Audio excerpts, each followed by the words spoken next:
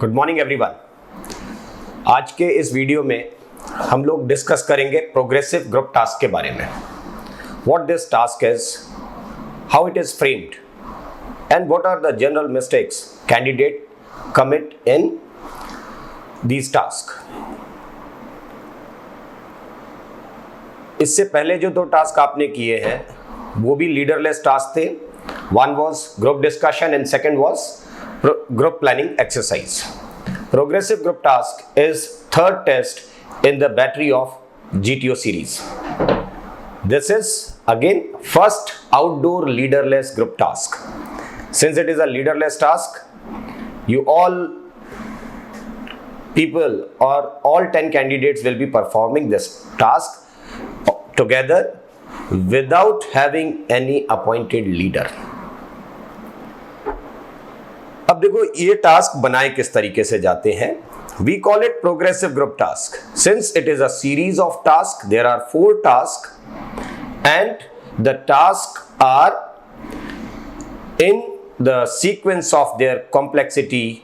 जैसे जैसे ग्रुप आगे बढ़ता जाएगा वैसे वैसे ये टास्क मुश्किल होते जाएंगे। ऐसा भी समझ सकते हैं कि एक टास्क जो है वो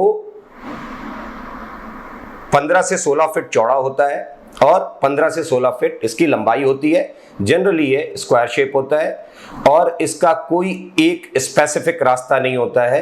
हर टास्क के लिए 3 रास्ते होते हैं और सभी का जो लेवल ऑफ डिफिकल्टी होती है वो एक बराबर रखी जाती है। The first task is a bridge based task. अब देखिए, पहले ब्रिज की बात करने से पहले एक चीज और समझ सकते हैं आप लोग कि जो टास्क है उसकी एक स्टार्टिंग लाइन है और एक फिनिशिंग लाइन है and the gap given to you in between starting line and finishing line will be considered a dead valley और अ माइंस लैंड जिस पर आप पैर नहीं रख सकते। Now there are certain structures given to you in this mines land और dead valley which you have to connect with the help of helping materials provided to you. जो helping material आपको दिए जाते हैं उसमें से एक plank होगा, wooden plank जिसको फट्टा बोलते हैं, wooden log जिसको बल्ली बोलते हैं लोग समान तौर पर, और 2 रस्सी होती हैं।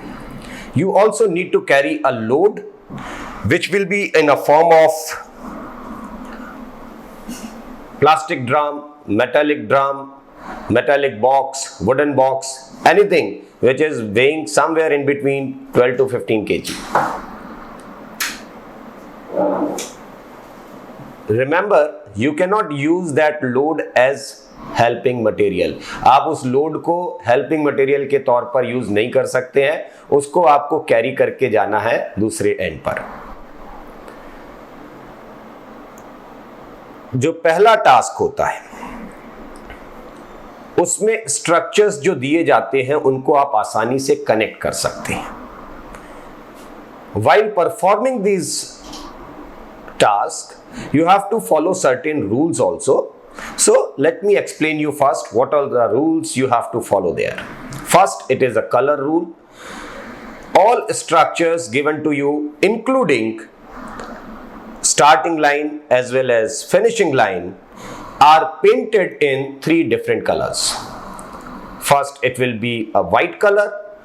Somewhere you will be finding blue color, and there are few points where you may find red color. So you have to observe the colors and you have to use the structures according to the color they are painted in. White color is allowed for you as well as for the non-living members of your group. We are jointly calling non-living members by adding your helping materials as well as your load. आपका जो helping material है और जो load है उसको मिला करके हम non-living member बोल देते हैं, और जो आप 10 लोग कैंडिडेट्स जो काम कर रहे हैं वो आपके ग्रुप के लिविंग मेंबर्स हैं। तो व्हाइट कलर आपके लिविंग मेंबर्स और नॉन लिविंग मेंबर्स दोनों के लिए अलाउड होगा। ब्लू कलर सिर्फ लिविंग मेंबर्स के लिए अलाउड होता है, नॉन लिविंग मेंबर्स इसको टच ना करें। यानी कि आपका हेल्पिंग मटेरियल और आपका लोड ब्लू कलर को टच ना करे। Red colour, since the red colour is sine of danger, therefore neither living members nor non-living members of your group can use red color, right? Second rule is distance rule.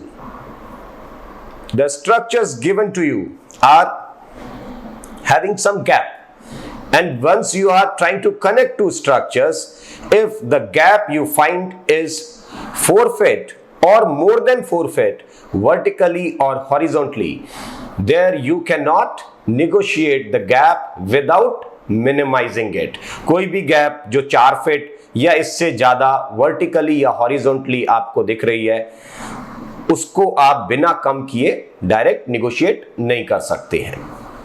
Third rule of this task is rigidity rule. So you are having two rigid helping materials, one is plank and second is wooden log. You cannot tie up two rigid helping materials together in close contact to extend the length of bridge. आप gap को negotiate करने के लिए, लंबाई बढ़ाने के लिए Planck और वुडन लॉग को क्लोज कॉन्टैक्ट में एक साथ बांध नहीं सकते हैं। Fourth rule of this task is infinity rule. The starting line of this task and finishing line will be considered infinity. इसका मतलब कि एक तो इस टास्क को निगोशिएट करने के लिए जो रास्ता है उसी को उस टास्क के बीच में से ही जाना है आपको। दूसरा, साइड लाइंस अगर कुछ जगह किसी टास्क में बनाई भी जाती हैं तो साइड लाइन को यूज नहीं कर सकते आप।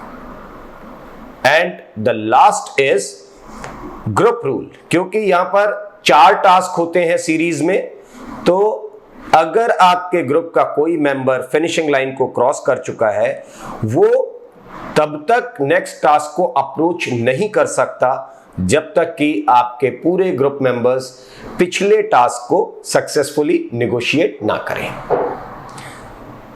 Now let me tell you what are the level of complexity of this task.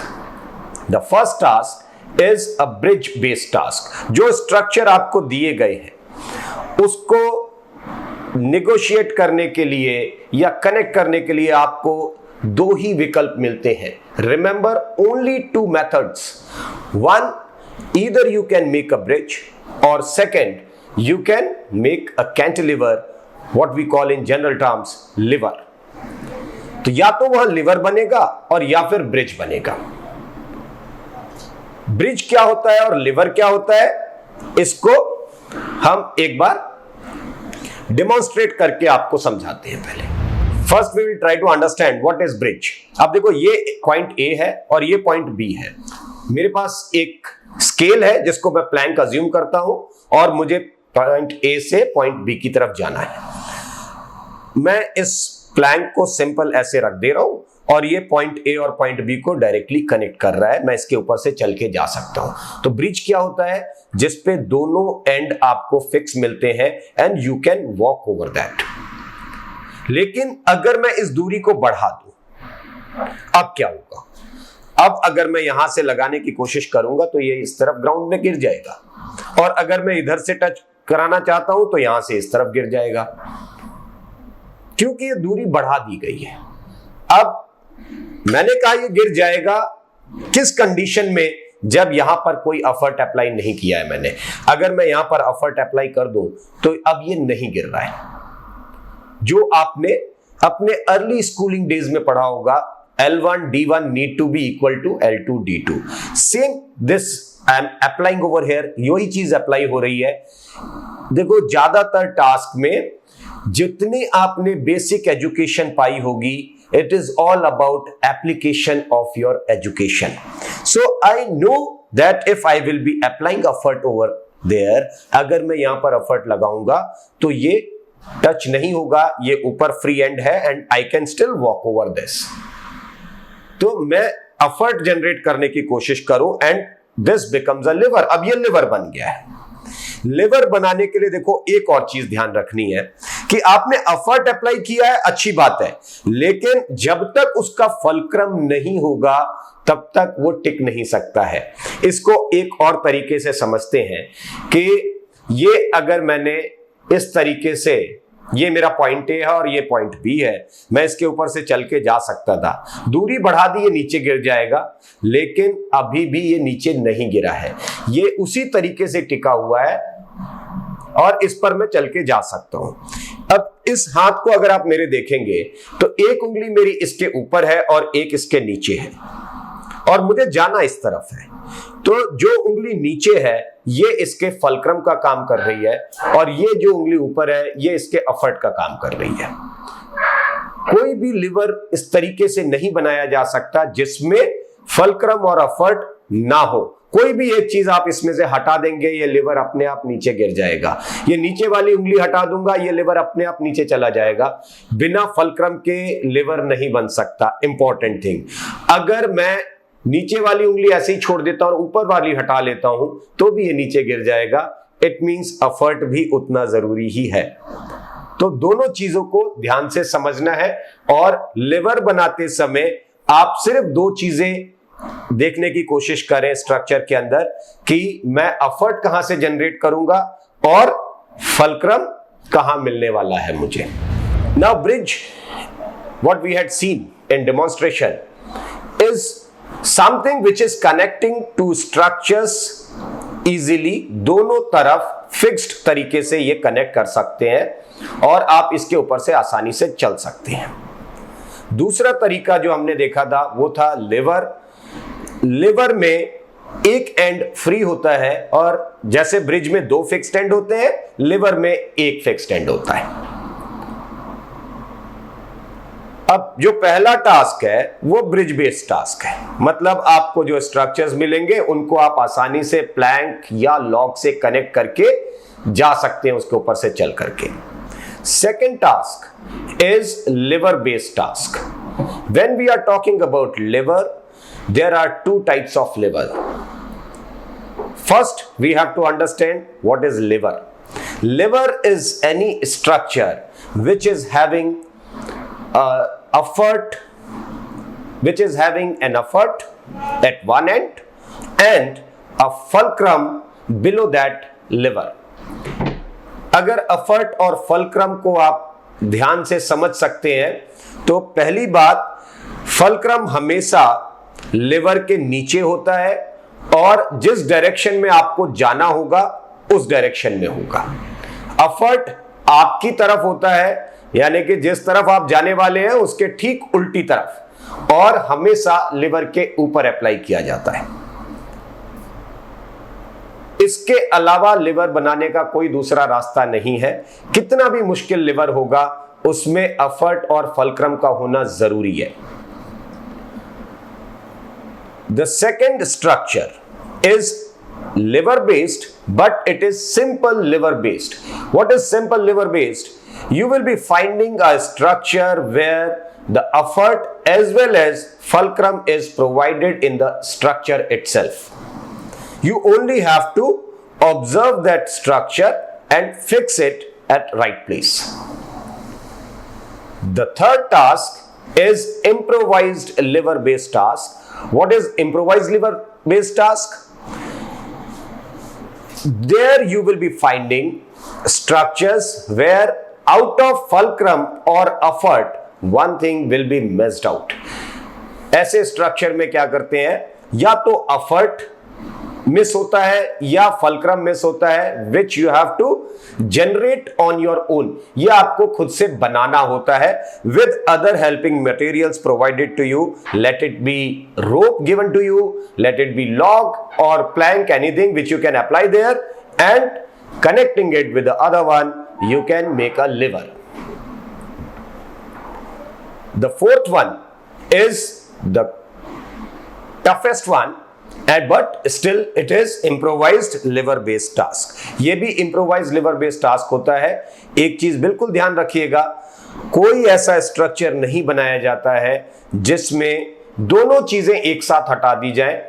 आपके एफर्ट और फलक्रम दोनों को एक साथ रिमूव किया जाए, ऐसा कोई स्ट्रक्चर नहीं होगा. At least you will be having one thing over there. Second, you have to analyze and generate on your own. इस सीक्वेंस में जब आप टास्क करते हैं तो पहली चीज ये देखिए कि लिवर बनाते समय अब गलतियां क्या होती हैं कैंडिडेट से. पहली चीज, this is a leaderless task, group work.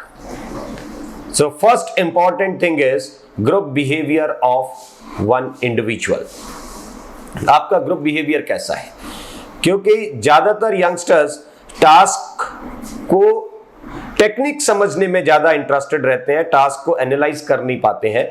Technique रट करके जाते हैं और वो रटी हुई टेक्निक अप्लाई करने की कोशिश करते हैं by not understanding that they are part of a group. तो जब आप ग्रुप में काम कर रहे हैं तो आप सिर्फ अकेले अपने आइडियाज लगाएंगे, इस तरीके से काम नहीं चल सकता है.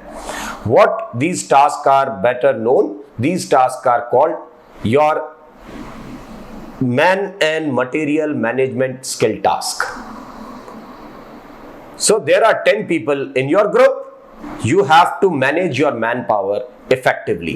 आपको हर ग्रुप मेंबर की वैल्यू पता होनी चाहिए कि मेरे ग्रुप का कौन सा व्यक्ति कहां पर मुझे ज्यादा इफेक्टिव काम करके दे सकता है. हो सकता है आइडिया आपके हो, आपका आइडिया है बट अप्लाई कोई और कर सकता है और उसको ज्यादा अच्छा अप्लाई कर सकता है, तो लेट हिम डू. जनरली लोग एसएसबी में क्या करते हैं candidates, since they are having some idea, they want to apply it on their own without understanding the importance of manpower. Second, it is material management. You are having 4 helping materials, 2 ropes, a plank and a log, and generally students or candidates are not using their materials effectively. Moreover, what is observed, sometimes the candidates are successfully using their manpower but fails to manage their material, and at time they are using their material effectively and fails to manage their manpower. It is combination of 2 things, your man and material management skill. So this is one important thing which you have to understand. Second thing, what candidates are missing, someone's group behavior can be good enough but his structure analyzing ability is weak. तो दूसरी चीज जो आपको इस task में ध्यान रखनी है कि आपकी स्ट्रक्चर एनालाइजिंग एबिलिटी बहुत अच्छी हो. आप स्ट्रक्चर को ध्यान से देखिए, कोई भी ऐसा स्ट्रक्चर इस टास्क में नहीं बनाया जाएगा जो यूजलेस है या जिसका कोई काम नहीं है. हर स्ट्रक्चर का कुछ यूज है, आप उसको ध्यान से देखिए, आपको उसमें से रास्ता मिलेगा. लेकिन हम स्ट्रक्चर को एनालाइज नहीं कर पाते हैं. आप एफर्ट को जनरेट करना चाह रहे हैं बट पीछे आप एफर्ट जनरेट कर रहे हैं बट फलक्रम नहीं है उसमें, तो वो लिवर कभी बन नहीं सकता. बिना फलक्रम और एफर्ट, जब तक ये 2 चीजें नहीं है तब तक आप वो लिवर बना ही नहीं सकते हैं. So try to understand things कि कोई अगर स्ट्रक्चर मूवेबल है तो ये किस हद तक मूव कर सकता है और इसका बेस्ट यूज आप किस तरीके से कर सकते हैं, क्या इसका सबसे अच्छा यूज होगा. So 2 important things what you have learned today. 1, your man and material management skill, try to manage 2 things effectively, and second is your structure analyzing ability. Now your involvement need to be good enough. You have to suggest ideas to your group members and you have to suggest workable ideas. जो structure बनाए जाते हैं इसमें physical efforts की जरूरत नहीं पड़ती है. So it is again my suggestion to you, candidate should avoid using their physical efforts. They should apply their IQ, they should use their brain, and with less effort, if the work is performed effectively, then it will be considered a good work done by this group. Wish you very good luck. Stay fit, stay healthy.